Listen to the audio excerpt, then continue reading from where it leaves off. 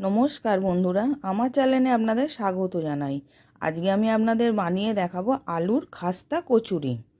প্রথমে আমি একটা জায়গার মধ্যে 1 বাটি ময়দা নিয়ে নিলাম, অল্প একটু নুন দিলাম আর 2 চামচ সাদা তেল দিলাম ময়ানের জন্যে। এবার ওটাকে ভালো করে মিশিয়ে নেব। এবার ভালো করে মেশানো হয়ে গেছে। এবার আমি অল্প অল্প জল দিয়ে একটা ডো বানিয়ে নেব। খুব পাতলা করব না, খুব টাইটও করব না। ডোটা এবার বানিয়ে রেখে দিলাম চাপা দিয়ে 10 মিনিটের জন্যে।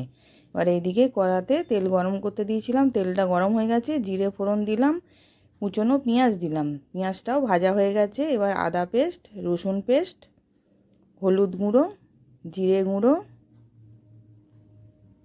ধনে গুঁড়ো, লঙ্কা গুঁড়ো দিয়ে ভালো করে কষিয়ে নেব, যাতে কাঁচা গন্ধটা চলে যায়।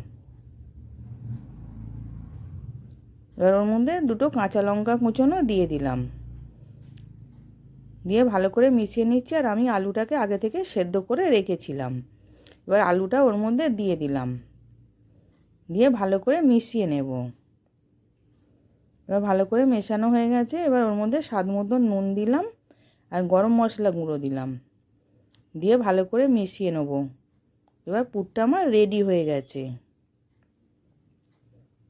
এবার নামিয়ে ঠান্ডা করে নেব। এবার এদিকে আমি ময়দাটা থেকে লেচি কেটে নিলাম। লেচি কেটে এবার আমি বেলে নিচ্ছি। খুব বড় বেলবো না, ছোট করে বেলবো। এবার বেলে আমি পুরটাকে ভরে দিলাম, আলুর পুর একটুখানি দিয়ে মুখটাকে এবার মুড়ে নিচ্ছি। ভালো করে মুড়ে নেব যাতে না বেরিয়ে যায়।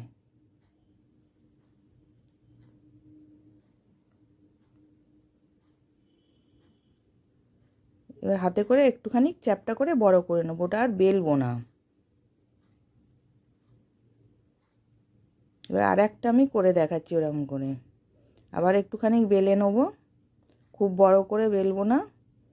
এবার ওর মধ্যে পুরটা ভরে নিলাম, নিয়ে মুখটাকে মুড়ে দিচ্ছি ভালো করে, যাতে না বেরিয়ে যায়।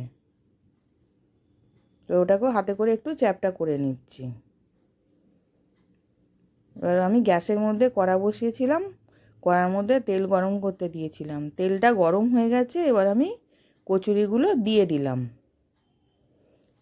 দিয়ে এবার উল্টে পাল্টে ভেজে নেব। একটু কম আঁচেই ভাজবো যাতে মচমচে হয়।